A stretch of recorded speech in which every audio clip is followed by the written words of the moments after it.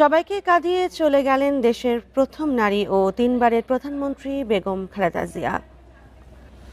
আর এই নিয়ে আরো জানাতে এভার কেয়ার হাসপাতালের সামনে থেকে যোগ দিচ্ছেন সহকর্মী খালেদ রায়হান। আপনি সকাল থেকে আমাদের সাথে আছেন, এখন সেখানকার পরিস্থিতি কি এবং কেউ কে এখানে এসেছেন কিনা, নেতা কর্মীরা সেখানে কেউ গেছেন কিনা এবং পরিবারের কারা কারা সেখানে এখন উপস্থিত আছেন?